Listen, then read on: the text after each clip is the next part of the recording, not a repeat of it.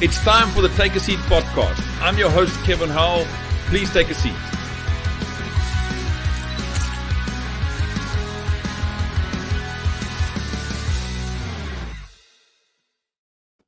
Good morning, everybody. This is takeaseat.tv. I'm your host, Kevin Howell, and today you are going to learn from another exciting entrepreneur. This show is about learning from other entrepreneurs, so welcome. And we're going to go straight through to Jeff van Staden. He's a conservationist, a tour operator. Morning, Jeff van Staden. Welcome to the show. Morning, Kevin. Thank you very much for having me. Good. Jeff, so you in KwaZulu-Natal, and we spoke about what you do for a living. So just before we start and moving to the business, just tell us about, for the people that don't know you, in 3 words, who is Jeff? Jeff is busy. A busy entrepreneur, right? Yeah. So Jeff, you started early on. I read on your LinkedIn page, you started as a scuba diving instructor. So just give us like a 3-minute introduction from when you left school to where you are now. How did all this happen? How did the madness start? Sure, that's a big one. It's difficult to, I think in the beginning, if I had seen the path going forward, I would never have imagined being here where I am now. But I did a lot of different jobs when I left school. I worked for my father. We contracted to Eskom. I used to ride my motorbike along power lines every day. I used to switch off people's electricity if they didn't pay. They weren't always very happy about that. I worked for an electrical contractor. We used to wire houses and schools and build businesses in the town Midlands. I used to sell Kirby vacuum cleaners. Really, that seems to be part of the formula of every great entrepreneur worldwide. You have to sell vacuum cleaners. Yeah, I'll sell you a vacuum cleaner today if you want. I'm sure. I worked as a waiter and a barman in Rosebank in Johannesburg. And then, quite by chance, and that's what sort of life has been for me, is just seeing opportunity and grabbing it when it comes. And when you see a real opportunity, you just grab it and you hold it. Okay. And when I was working in that bar in Johannesburg, it's not what I wanted to do with my life at all. And there was a guy I was looking at doing a scuba course, right? Okay. And there was a guy on duty that day that didn't come into the restaurant every day. His name was Oliver Rose. I'll never forget him. And I was on my lunch break, and I bought a dive style magazine from the CNA upstairs. And Right. Oliver happened to be walking behind me on the day that I happened to buy a dive magazine. And he happened to look over my shoulder and happened to say, "Are you a diver?" And some later in that day, we spoke about it again, and I said, "I'm looking at doing a dive course." And he said, "Well, I know a place where you can go do an apprenticeship." And it's some guys that he went to school with. And it turned out to be Coral Divers in Sodwana Bay. Right. And I went there. We borrowed someone's car after work. We drove at 1 o'clock in the morning from Joburg down. Had our interview, and I hounded them for 3 months. Every Monday morning, I sent an email. "How's Stuart? Have you got a spot for me?" And eventually, he said, "All right, you can come." And it changed my life. It was the job that introduced me to tourism, and also gave me a tool, a qualification that allowed me to move on. I ended up living in Turkey, managing a dive boat there for a season. By that time, I had met my ex-wife, and I ended up going to Germany, and that's where I started the tour operating company. And through the tour operating company, I met the investor in this project. If you just see the opportunities and grab them and hold on, that's how I've done it. I don't know how other people do it. Yeah. Amazing. I want to carry on with that discussion, Jeff. I just want to ask you, why don't you just put your volume down on your speakers a bit, because I'm getting feedback from your side. So just put my voice, in other words, my voice softer on your side. Yeah, that's a lot better. Jeff, so you were just talking about connection, and I love that about business. The people you meet are, that's what gets you somewhere in life. It's actual people that you physically meet, and somehow they put you in contact with your destiny. That's what you're describing. So you were talking about starting off in sales, and that's such an important concept for me with entrepreneurs. Is that initial start in sales, selling vacuum cleaners? How has that helped you going forward in your entrepreneurial life? Selling vacuum cleaners. How has that helped you? Sure. It's funny that you asked that, because I do think about it all the time, and you have to be prepared to hear the word no. Right. So part of that job was just cold calling. Honestly, back in those days, we had a telephone directory. Right. You started at it, and you phone it. That's Can the I word. come to your house and demonstrate my vacuum cleaner? Yeah. And you're going to get 100 no's to get one yes. Yes. And then you keep on doing that until you've got about 10 yeses, and then you hit the road. You borrow your friend's car or whatever it is, you throw your vacuum cleaner in the back, and now you go to people's houses and show them how dirty their houses are. Right. And for every 10 that you visit, you might get a sale. I mean, and that's good, right? So you will. 1 out of 10 is the hit rate. Yeah. The hit rate is very low, and you have to get comfortable with people being rude. You have to be comfortable with people saying no to you. Right. It's interesting when I started out in a family business, and one of the things my dad taught me when I started out was, he said, "Kevin, if you can't sell, you can't be in business." And I absolutely hated that in the beginning, because I started out as an engineer. Engineers somehow stay in a dark room and develop stuff. They don't want people around them, really. But I mean, he said, "Kevin, if you want to be in business, this is this one skill that you're going to have to learn." And he sent me on sales courses for 2 years. And when you said the 100 people, I mean, he used to repeat that over and over, like, find 100 people to say no, and you'll sell one unit. It's such a powerful concept.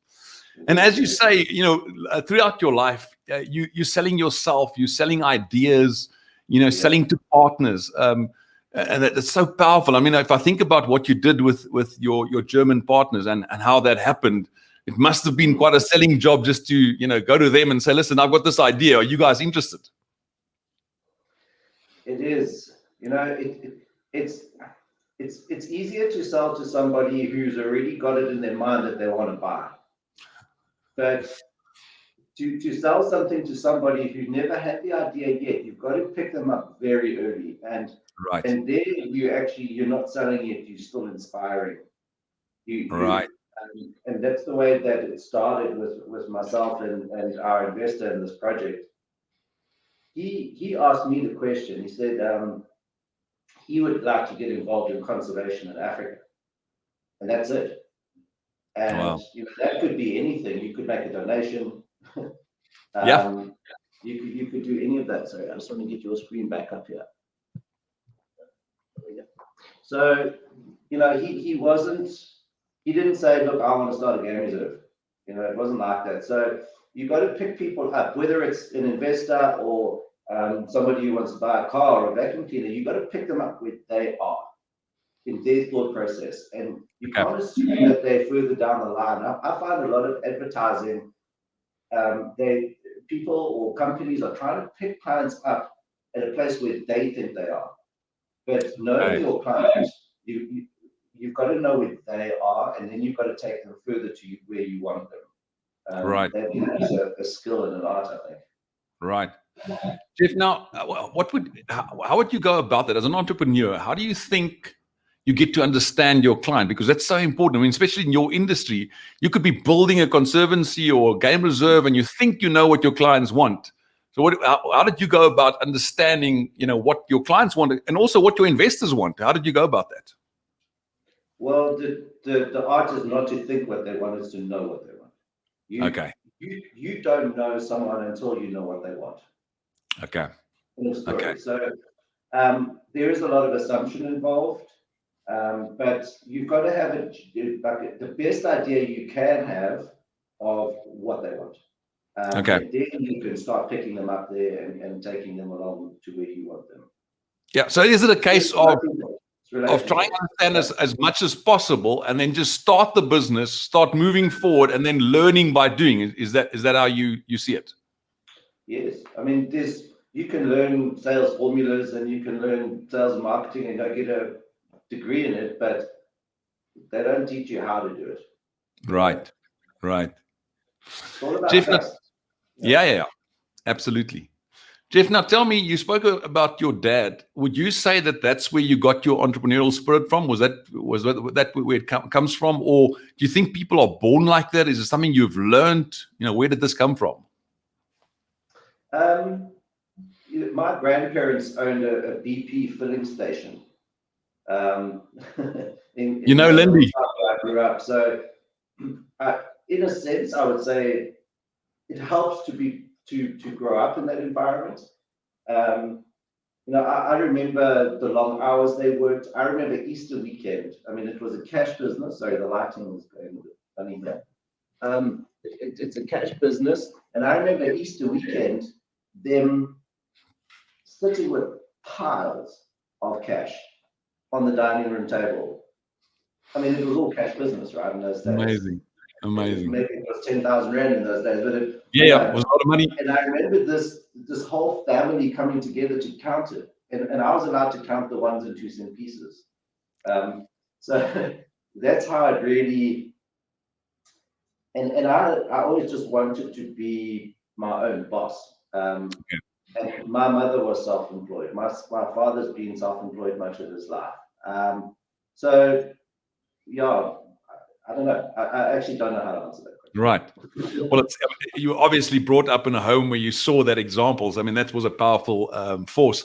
So what drives you currently as an entrepreneur? What do you think is the motivating factors you have now? What makes you get up in the morning and still build this business? Well, that's an easy one to answer now. It hasn't always been an easy question to answer. The way, I mean, at the moment, to do a project like this is a dream. It really is, because we are rewilding an area which, if we didn't do it, would be probably overgrazed, destroyed, planted with wattle trees.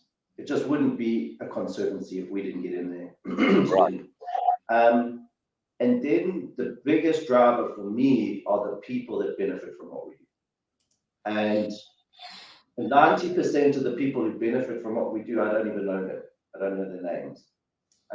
But I know that through, look, I have a very big team of brilliant people who I work with.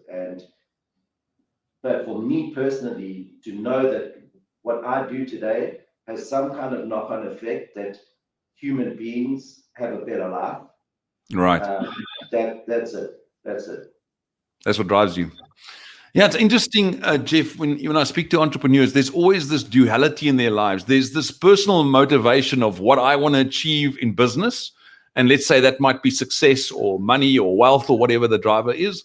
And then there's also what I want to do for the people around me, the communities around me, the people I don't even know. And that's so interesting that there's always that link. There's this powerful, duality in their lives.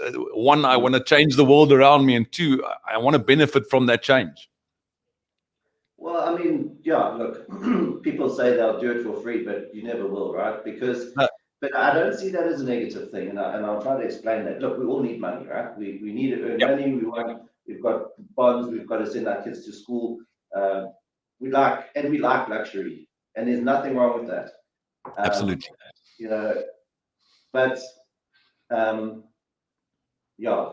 knowing what you're doing is also benefiting other people. It just gives you that sort of more motivation to do it. I couldn't imagine doing something where I didn't have a strong enough reason for it. Right.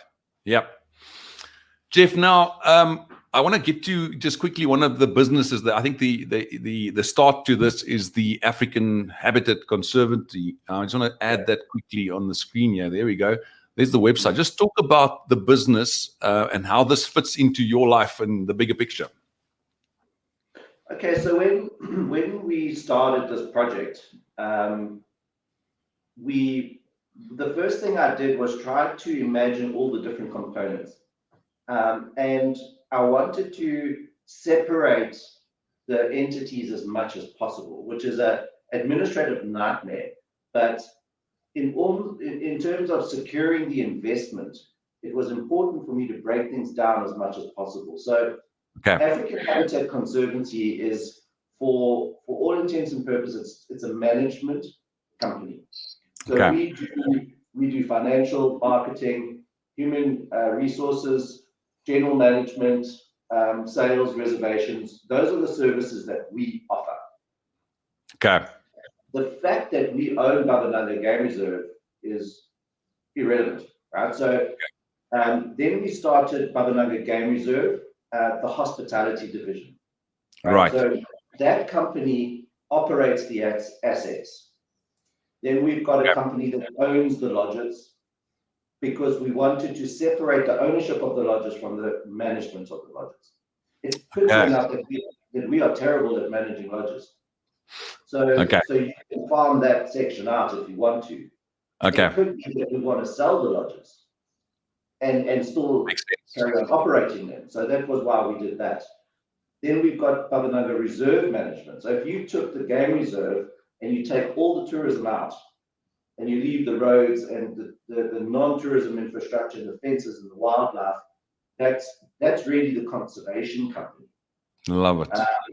And then we've got another company that owns the land. Say, for example, because we bought 4 farms. Say, for example, the farm gets claimed, then at least we don't lose the business. So I want to break it down as much as possible to keep things separate. And the good thing is that when you've got different business units within an organization, you can monitor each business unit on its own merit. And you can see which part is bringing the organization down or burdening the organization, and which part is benefiting the organization. So you can come and focus on a very specific part of the business in order to improve it. I love that.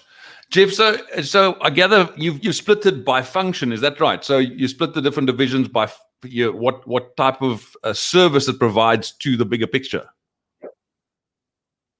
Okay. Yes. And every one of those divisions, do they all have their own vision and mission and strategy for moving forward? Yes, because they're very unrelated. People. Sorry, I'm shining. No, it's no. People think that can you see me? Yeah, I can see you. People think that a game reserve is a game reserve. Right. Sorry? No, that's so people see a game reserve as one thing, but it really isn't. It's a lot of sort of almost unrelated businesses that need to function together. And that's why we decided to split it like that, so that the management of each entity was very clear, and the mission of it was also very clear. Okay.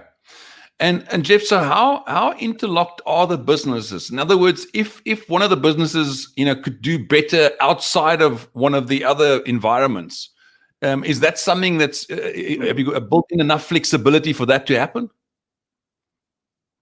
Yes, yeah, definitely. I mean, for example, if another, say for example, our hospitality management company was really good, right? And they were operating our lodges at a profit and everything was going well. What we could do is that we could entertain the idea of taking over management of a lodge somewhere else. It falls under the same management. We've got all the structures in place. We've got the financial management, the marketing umbrella, all of those things there. So we very much could diversify into that job. Okay. Jeff, now tell me about the actual conservancy. How did you decide on location? Obviously, you had a discussion with the investors and said, well, I can do this. And you had to come up with a location. How did you actually make that decision? Okay, so what happened was I looked at potential projects in a lot of different areas in the beginning. Okay. There was Zambia, there was Mozambique, there was other places in South Africa. It was very much sort of my ambition to, because I knew what kind of investment the investor was looking at in terms of financial volume. And I thought, you know what, with this kind of money, we can make a proper difference. Like it's not window dressing with this kind of funding. You know, we can really get in there and make a difference. So there were other opportunities, like you can buy a lodge, but you don't add value by doing that. You're not adding jobs, you're not adding land, you're not adding conservancy. So that was quickly scrapped, you know, because we didn't want to get into the lodge business, we wanted to get into conservation. Okay. And the only way to really make an impact is take a place that's not conserved and conserve. Okay. You don't really add value. You going into somewhere that there's already a conservancy.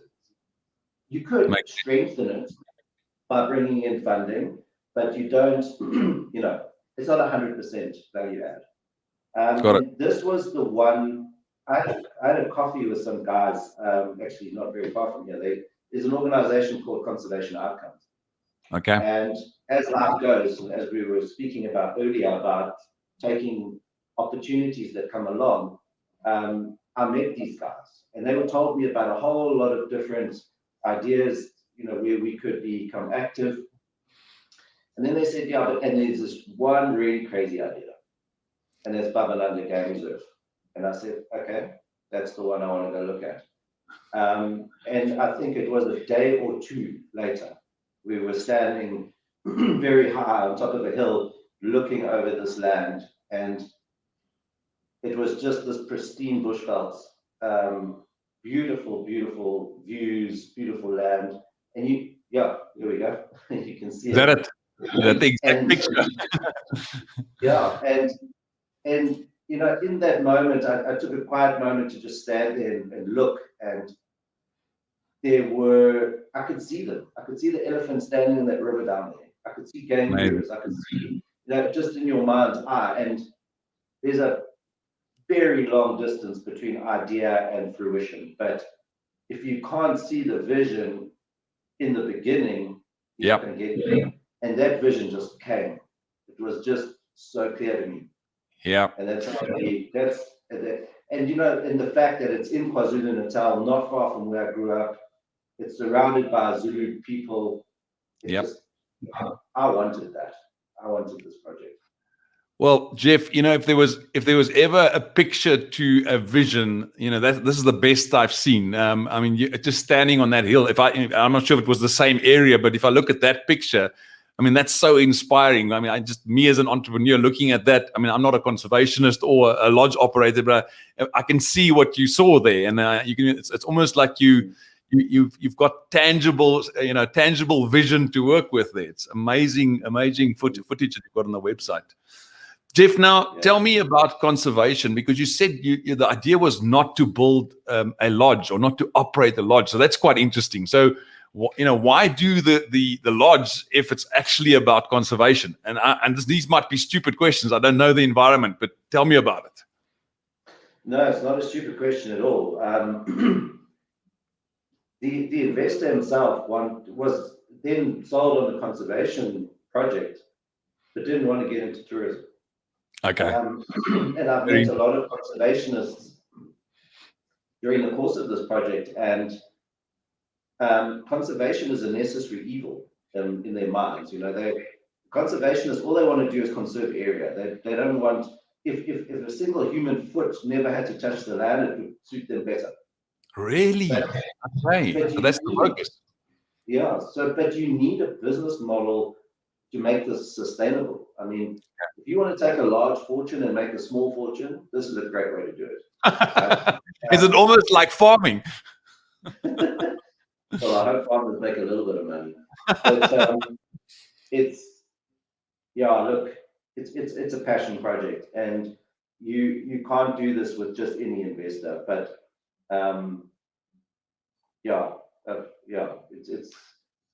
you've got to have the tourism to float the rest of the business. That's where the lodges come in. It makes so much sense. It's like we were talking earlier on about, you said about the motivator of money. There are lots of people out there that think you can run a business, but it's not about the money. And as soon as you take the money component out of it, it's no longer a business. It's a non-profit organization. It's almost like money, despite the fact that it can ruin you, that it's a neutral concept, and it leads you to better answers for what you want done. Like you said, if you want to do conservancy or conservation, but you need money to do that, unless you just want to lose money, which I don't think anyone wants to do, especially if you've worked hard to get all that wealth together. So a very interesting concept. So what you're saying is the conservation is the focus, the necessary evil or necessary side project is managing a lodge. Yeah, look, I think if you're going to be an entrepreneur, you have to figure out your relationship with money. Okay. If you do it for the money, you might make a lot of money, but you're not going to be very happy. Okay. If you think money is bad, you're not going to make any money, right? Powerful. You have to understand what money is there for. And money is there to grease the wheels. It's a tool. That's all it is. It is like, if you're going to fix the tap in your house, you're going to need water pump pliers. If you want to grow a business, you got to have money. Right. You've got to really sit there for a long time and understand your relationship with what that is. Money itself is innate. It's not good or bad. It's like a gun, right? The person who uses it, they can use it for good, they can use it for evil, they can use it for greed. It says everything about you, how your relationship is with money. Right. But you do need it. Yeah. Yep. It's almost like it exposes, whatever's in your heart, whether it's good or evil, whatever's in there is going to come out once you make the money. Yeah, that's right. Yeah. Jeff, so tell me, it's obviously a very, very competitive environment, and I know that you guys, this industry has gone through a really tough time the last year. How do you keep it all going? How do you compete in the market? There's so much of this happening in the country. How do you guys keep a competitive advantage? Sure, that is a difficult question, especially now. The tourism industry has always been very dynamic. Okay. It goes through changes. I've been in the industry for 20 years. You have a volcano erupting somewhere in Iceland and it stops all the planes around the world, and then there's Ebola, and then there's a financial crisis, and then there's a pandemic, then there's a bombing in Kenya. There's always something going on that's going to throw a spanner in your works. And the thing is, we're selling a luxury product, and when people are suffering financially, it's the first thing that they're going to save on. Right. So selling a tourism product is very, very difficult at the best of times. But you have to go further than just trying to compete with your neighbor. If you're in South Africa and you're trying to attract the business of somebody who lives in the UK or the US or Germany or wherever it is, their decision-making process isn't, should I go to South Africa or Namibia? It's, should I go on holiday? Or should I refurbish my kitchen? Right. Should I maybe buy a new car this year? Should I not fly anywhere? Because if I fly, I'm destroying the environment. So, that's what I was saying earlier when we were chatting about picking people up where they are and inspiring them to come forward. And, by the time we've got somebody who's sleeping in a bed on our property, it is smaller than a needle in a haystack. So the only way that I think we can do it is to inspire people beyond the normal come and enjoy the luxury and see an elephant. So many people can do that throughout South Africa, throughout Africa. KwaZulu-Natal is a hard sell. It's always been a hard sell. Okay. It's a corner of the country that you can skip if your time is limited. Foreign tourists come here, they want to see Cape Town, they want to see Kruger Park. If you go to Paris and you don't see the Eiffel Tower, do you feel like you've been there? I wouldn't. So Right. those are the iconic places. The garden route is very popular. It's popular because South Africans love it, not because it's different and worth it. Look, it's beautiful. I don't say anything bad about it. But the reason why it's sold so well on the international market is because we love it. And we think people should come here because it's the least like the rest of the country. So trying to put trying to put KwaZulu-Natal on the map is difficult. And it's also difficult because there's no cohesive industry here. There's no competition, and competition is important. We've got a lot of individuals that have gone into this industry that didn't necessarily come from the industry. A lot of wealthy people make their money elsewhere in other industries, and then they go to the leisure industry. This isn't leisure, this is a proper business. And it's only the real hoteliers that succeed over time. There's a lot of lodges out there, and they're all scooping up a bit of the business, but the owners it's their little thing, it's a little toy on the side. A little side project. Yeah, it's like having a ski boat for a lot of people. So how do we succeed? We're serious about it. That's how we do it. And we've got a great story. We're not even big five yet, but our occupancies even now are in the 40%. And that's not bad. Amazing. Jeff, now I look at this picture and I'm trying to figure out, if you say we sold the garden route to the world because we love it, how is this not at least on par with the garden route or better? Why have we not sold this beauty to the rest of the world? Because we didn't start 40 years ago. And because you need an industry to generate interest in a product. And the garden route is a brand, it's understood, and that's why it's easy to sell on the international market. The Zululand has all the potential in the world to be on the map. I mean, if you think about it, just from a cultural perspective, there are 3 tribes that the world knows, 3 African tribes. It's the Imbas, the Maasai, and the Zulu. And I think Zulu is it's the biggest name in terms of African culture. Yep. It's never been, its potential has never been reached. Okay. And I can say that with confidence because I used to be on the other side of this industry. Owning a tour operating company in Europe, I could have bought I could have sold any products in Africa. And I know that what I was getting offered by Zululand or KwaZulu-Natal was weak. Wow. And that's why we couldn't sell it. There are a couple of products in KwaZulu-Natal that do very well. And those are the ones that we intend to emulate and grow on. Right.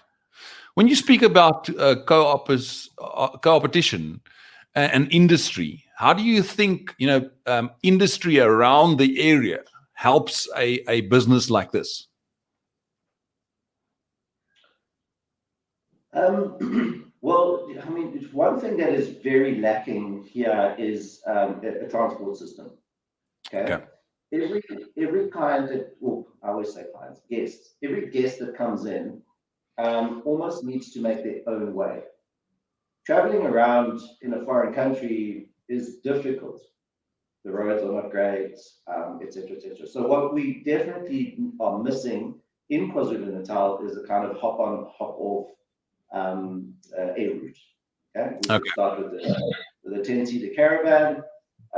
The different product owners could have a share in that aircraft, and we could fly into different lodges. We could fly in on a Tuesday and a Friday. Great idea. You have to make things easy, right? At the moment, if you want to go from Durban to Phinda, you got to drive there and back. If you want to go to Durban to Tanda, you got to drive there and back. Same with money on Uganda. So Right. something that works in a lot of other places in Africa, Mozambique, Kenya, Tanzania, they've all got little, even Zambia's got little airlines is too much, but you know what I mean? Like little push hoppers. And KwaZulu-Natal doesn't have that. So that's just one example of how we could develop KwaZulu-Natal as a tourism-friendly destination.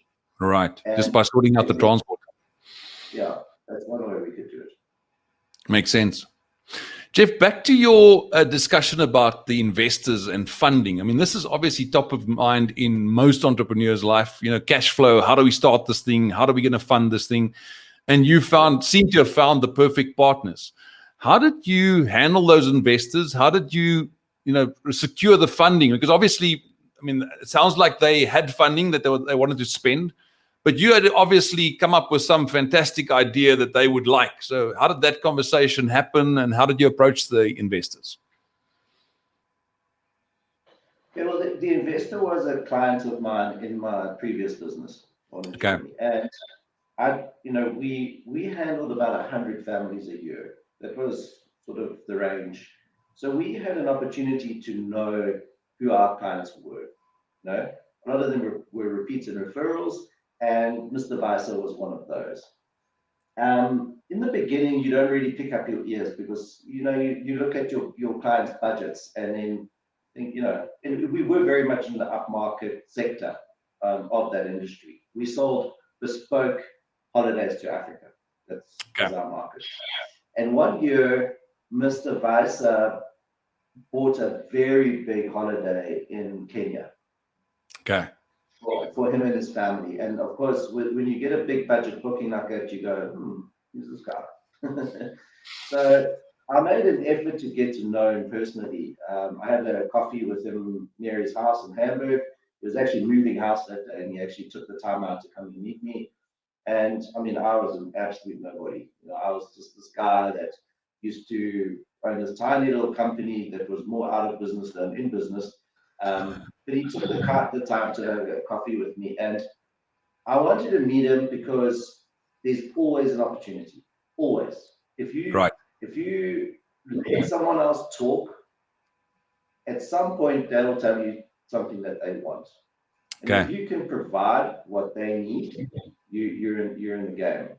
Love that. So he came straight out that day and said, do I know of an opportunity for him to invest in conservation? I mean, that was golden. I knew that this was an opportunity on the table. I can take it.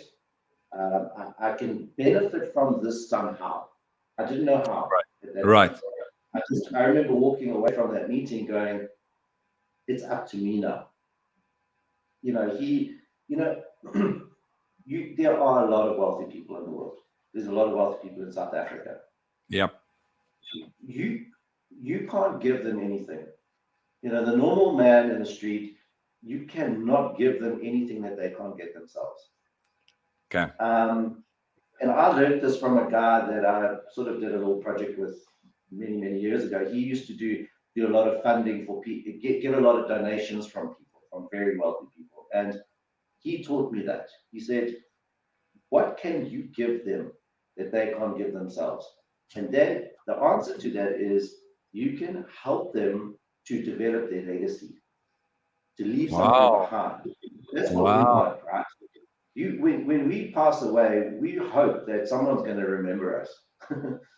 we hope that in 50, 100 years' time that your name is still being remembered. I mean, I don't know if everyone wants that, but it's something that, it's something that's gone on for hundreds of years, why your name gets passed down and why people like to do sort of very remarkable things.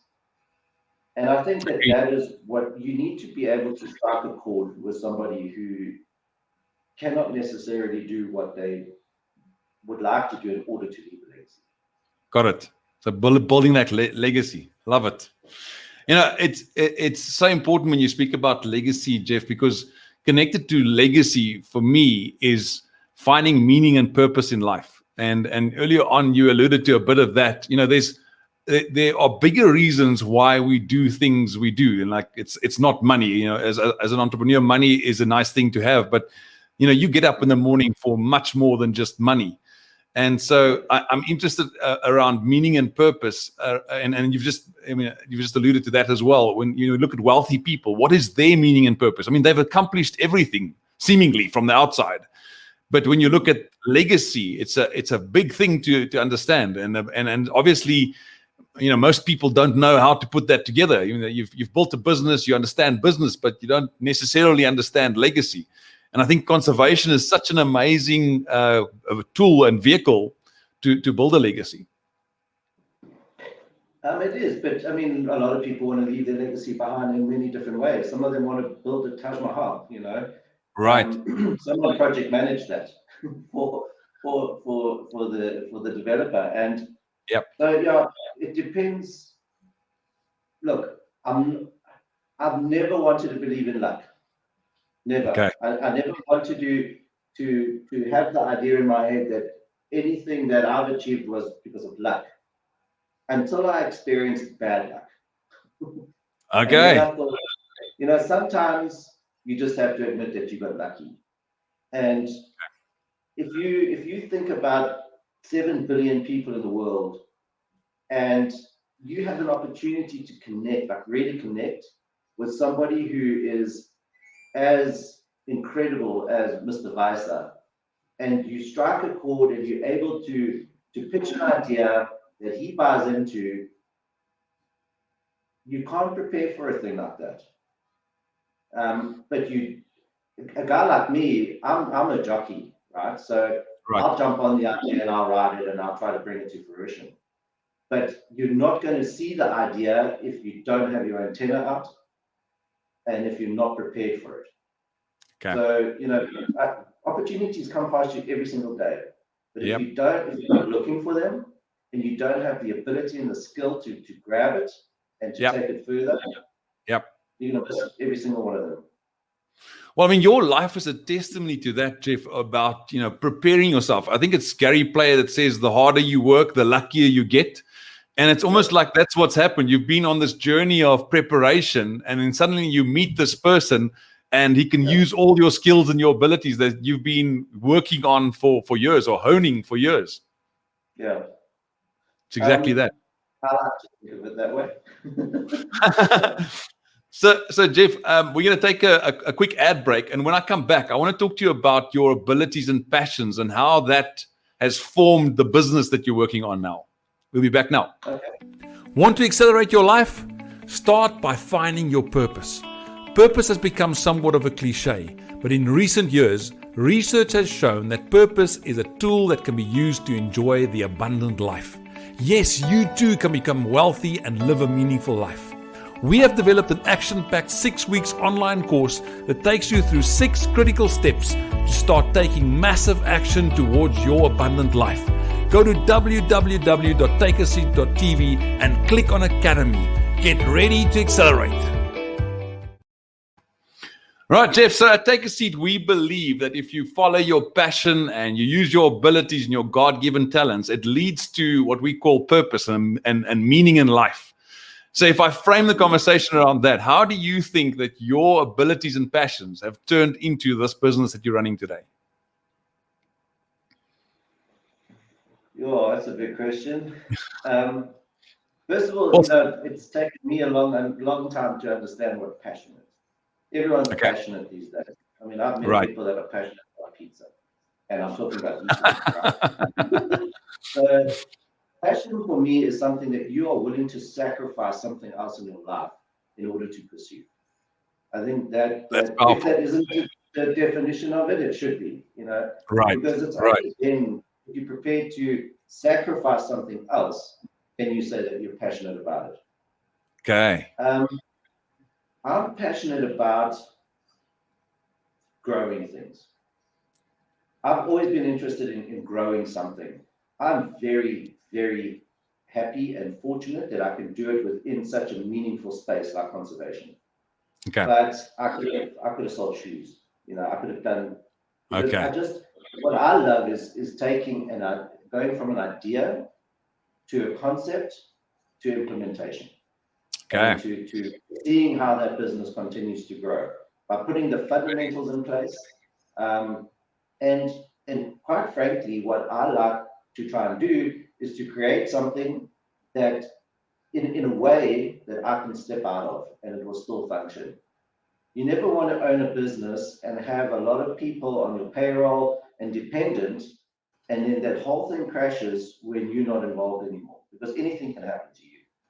Right? So Right. it's about creating an organization that can function without you in it. Love that. That's my passion.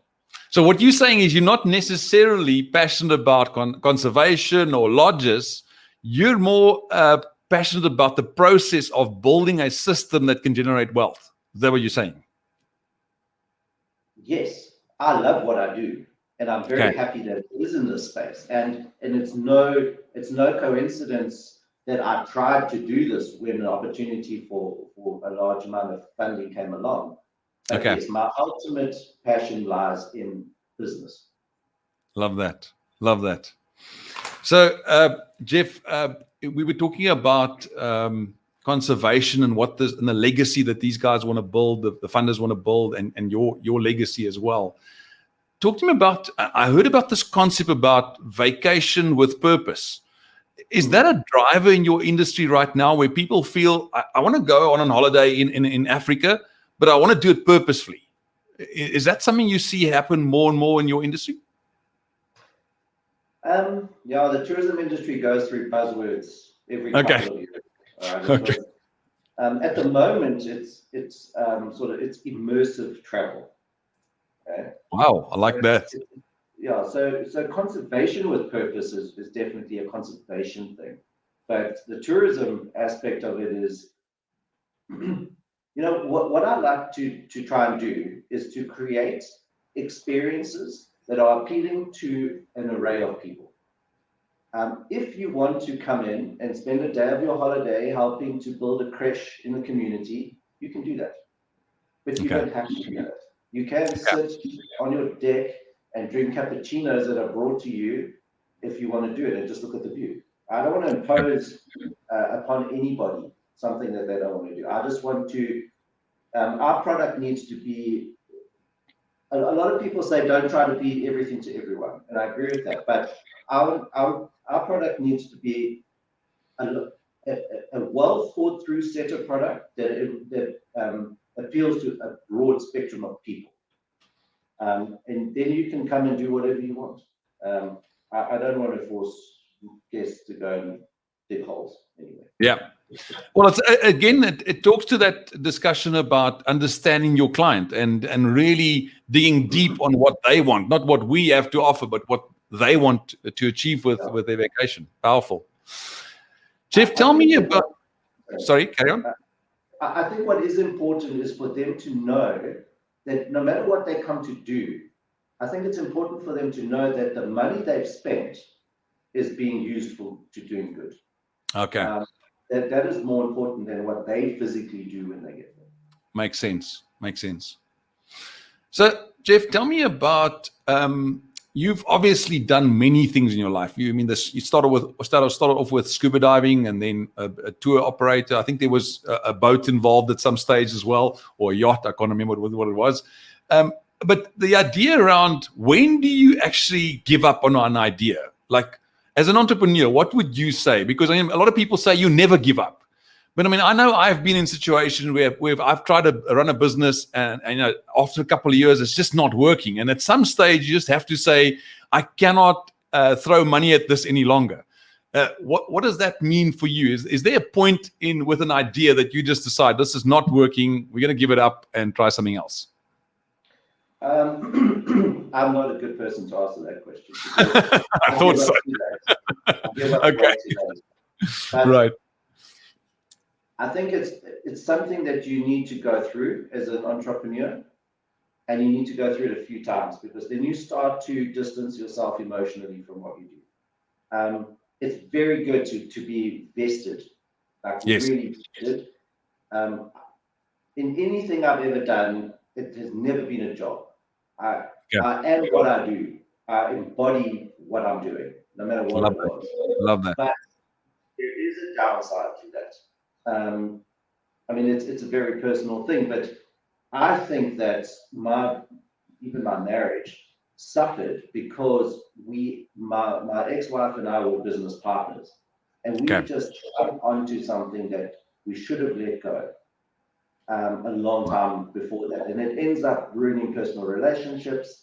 It ends up making you physically sick, Right. because you just don't have the courage to say, look, we've tried and we failed. Okay. And I think that a lot of people will do that with their first business, because it's like they always say, it's my little baby. And, absolutely. You know, I studied quite late in life.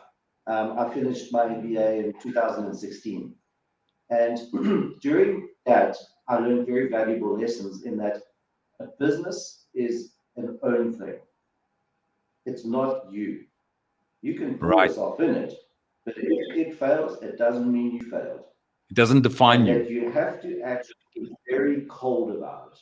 You have to say, the proof is in the numbers. Is this thing working or not? And the worst thing you can do as an entrepreneur, especially when you're putting your own money in, because if you are a person like in my position at the moment, and I'm using someone else's money, it doesn't mean I'm careless with it. In fact, I'm a lot more conscious of it, and have a responsibility in my position to make sure that we stick to budgets, that we stick to timelines. When you run your own business, you tend to push those things along and start to make irrational choices. That's so powerful. Divorce yourself emotionally from the entity. Okay. Yes, that's powerful. So what you're saying is, when it's your own money, you're prepared to sacrifice far more than what you would have if it was someone else's money.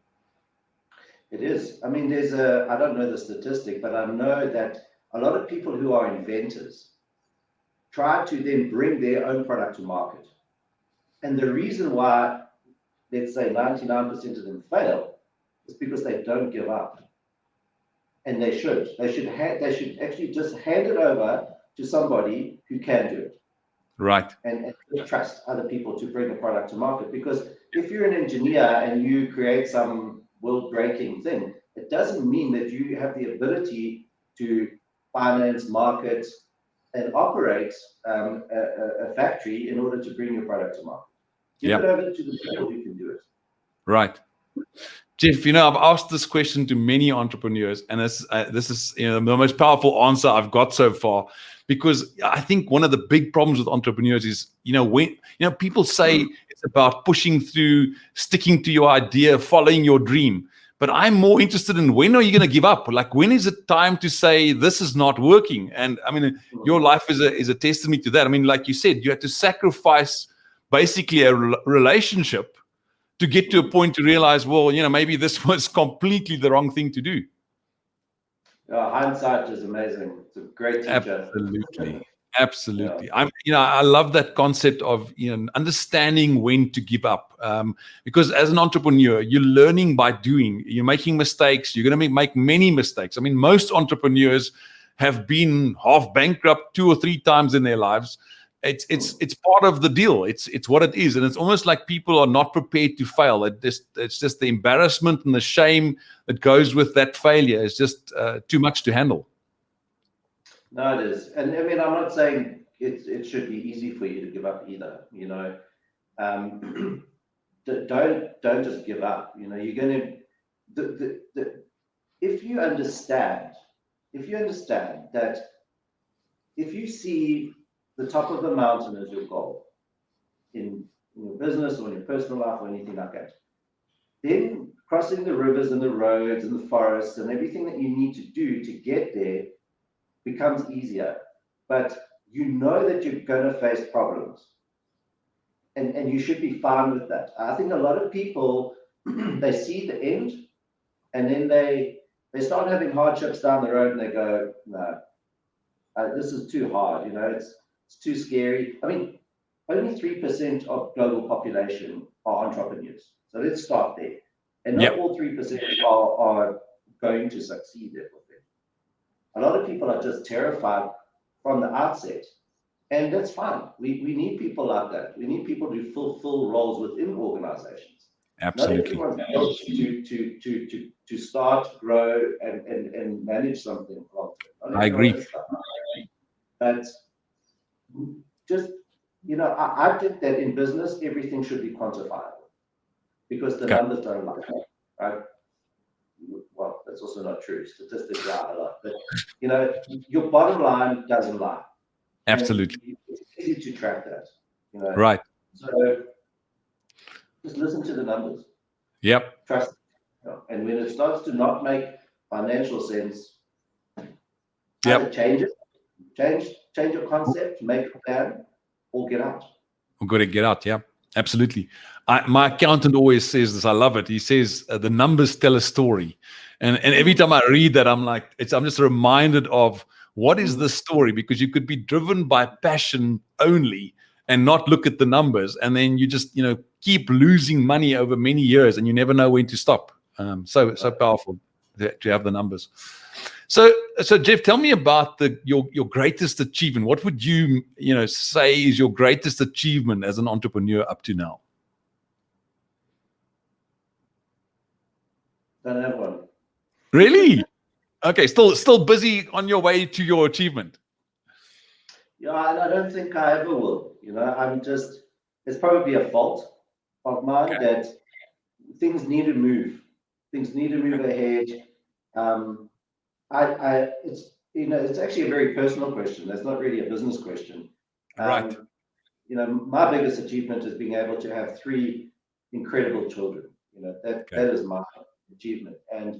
But in a business sense, I don't feel like I'm there yet. I've still got a lot to prove, and I'm not satisfied. I'm still hungry. So if I had to start thinking like that, I feel like it would do me a disservice. Got it. There's so much work to be done. Yeah.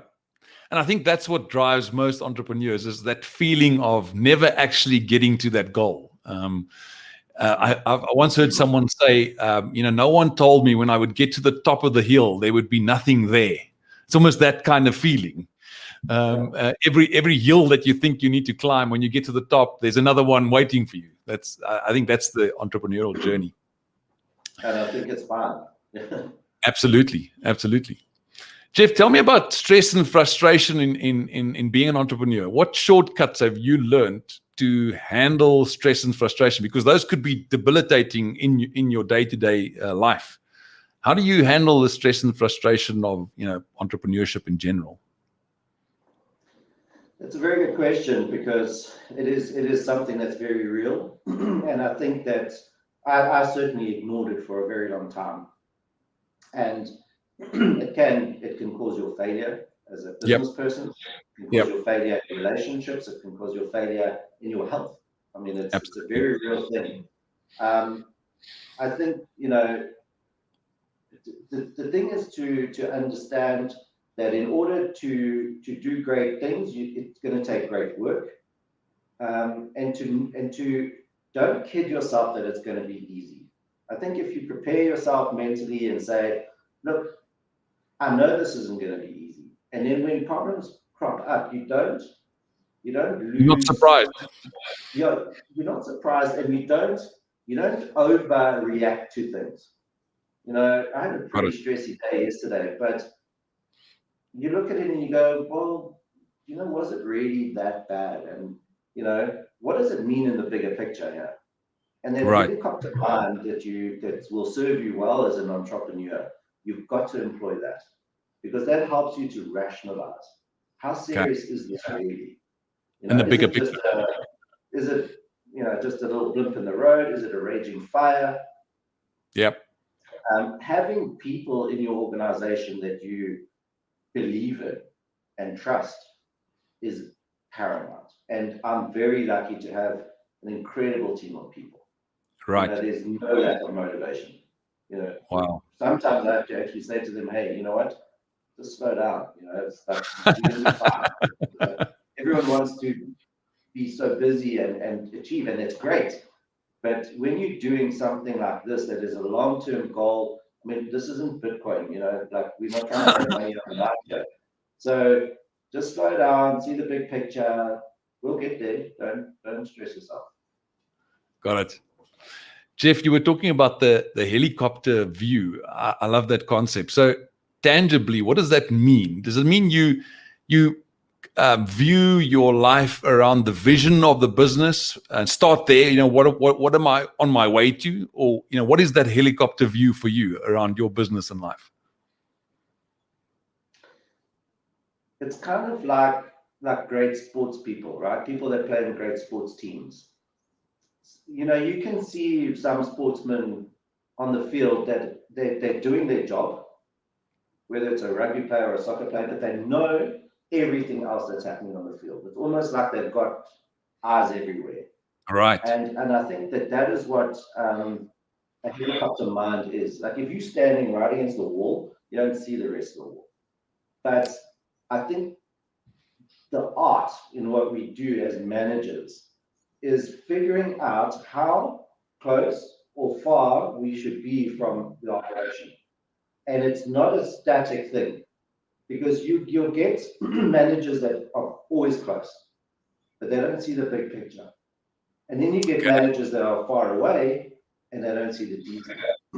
And the way that I sort of envision it is, I'm standing in front of a field and there's fires that pop up out of the ground. And I will then walk up and start putting that fire out.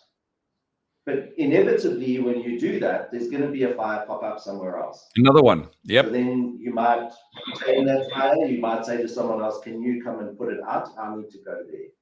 And yeah, that's helicopter mind for me. It's being able to have a constant broad view, but not lose touch with the areas that you need to focus on within a business. Makes sense. And that obviously... Just carry on. And to know what is the difference between a real issue and just hot air. Yeah. Right. So again, you made the connection to people, because you could leave one of those fires for someone else, delegate it to someone else to handle, who has the capability. So talk to me about the importance of team, Jeff, because I know I spoke to Renee yesterday, and she's a highly capable lady. I could just sense from working with her. How important is your team around this and the vision going forward? Team is everything. It really is everything.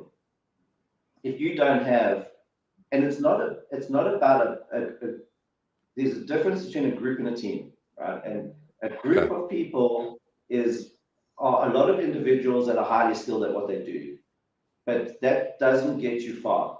A team that is a group of skilled individuals that get along with each other and have a shared vision, that works, and you need that.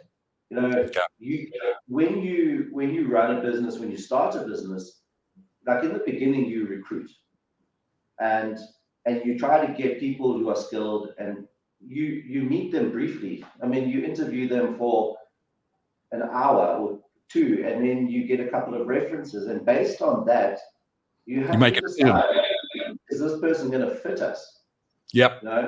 And sometimes you hit and sometimes you miss, but something that is very important, and it's the same as when do you step out of a business, is when do you make a decision to change personnel? And that's something that I'm also quite guilty of in keeping people on for longer than I possibly should have. Okay. Look, it is a very real thing when you end someone's employment, and it's not to be done lightly. Yep. It's a responsibility. It's a responsibility. But if it's not serving the organization, you have to make the hard call. And if somebody doesn't perform in the first 3 weeks, they probably won't. Wow. And I don't see my role as being a coach for people. Not at this level. We're not playing games here. There's a lot of money at stake. We've got a big responsibility. The reason why you are hired as an executive is because you can do it. You can make job is to coordinate that. Okay. That's very interesting. Do you think that differs depending on the level of funding or level of responsibility that you have in terms of what you're building? Because obviously, if you have a smaller business, you don't have lots of resources, and sometimes you have to deal with maybe a less skilled person when you start out with. Yes, but you still have a choice. No matter who you employ, no matter how big your business is, basically, you don't want to ever have to fire people that you hire. But it's not good for the business. It's costly for the business. It's not good for the team. It's not good for relationships. It's not good for anyone to do that. But I think that it's try to make your wise choice in the beginning. If you can nurture someone, if you see potential and you can nurture them, then by all means do it. Do it. Right. I might have come across as being very callous there before, but sometimes you try and you try and you try and you try and you just realize this isn't good for the business anymore.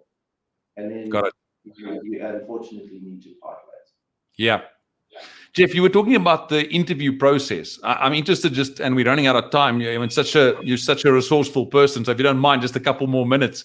But you're talking about recruitment. Like what are you looking for when you do that initial interview? What are you looking for in a person? What I look for is attitude. Okay. You got to have the skills, you got to have the history, the academics, everything to support it. That's a basis. Right? You don't even get in the door if you don't have that. But then you look for attitude. Okay. And I think that you do pick up on that very, very quickly with people. Right. Am I going to be able to work with this person? Are they taking the job because they need a job? Because times are hard? Yeah, maybe, I would go for an interview because times are hard. It's not something but ideally you want somebody that loves what you do and that would do it for free if they could. Okay. And then you pay them a lot of money to do it. Makes sense. Pay them a lot of money too. I like that. Yeah. Right, Jeff. So tell me, in terms of your business, what's next? How do you see the next couple of years? Well, in this business, I would love to see. We need to finish our fencing. We need to finish all our infrastructure development. Get the big 5 in place, and then see the business run at a profit operationally. We're never going to make the capex back on this one, and that's not expected, but that's fine. That's my mandate, and I think we can do it. Personally, I want to start other businesses. I like the process, and it doesn't take always a lot of. If you've got the right people in place, it doesn't take all your energy. Makes sense.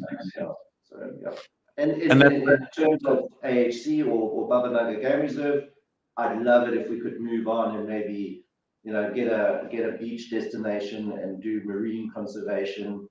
And then we've got a product that people can move between the bush and the beach, and love that. It's going to be fun no matter what we do. Right. I can see that builder mentality in you. You're onto the next thing already, trying to figure out what is the next thing we're going to build. I love that. Yeah. Jeff, just as a last question, and I'd love to speak to you again in future. You've got so much that we can talk about. But just the last question: if you had to write a book about your life, what would be the title of that book? Image is everything. Image is everything. Really? Wow. Explain a bit about that. It's about branding. It's about branding your product and creating an image for your product. Okay. And it's about creating a brand around yourself. But it's not just image. You need intrinsic value. Okay. To underpin that image. You need to stand for something. Right. You need principles. You need to know where you begin and where you end, what you're prepared to do for your success, what your business principles are. You need to have a very clear understanding of that, and that becomes your image. Right. brand. I love that. And so what you're saying is, presenting who you are is so important. But for you to present that, you need to really have a deep understanding of who you are and what you're representing. Yeah, it's not about faking it. Don't do that. No faking till you make it. Yeah. Right. Love that. Love that. Jeff, it was really good speaking to you. And as I said, I would love to speak to you in the next couple of months again and get some more feedback from you about your progress. It was lovely speaking to you. Thank you for taking the time. It's been really inspirational. I think our viewers are going to love it. So thanks very much. And I hope you have a wonderful weekend. Thank you, Kevin. Take care. Nice chatting with Right. you. Ciao. Have a good day. Bye-bye. You too. Ciao.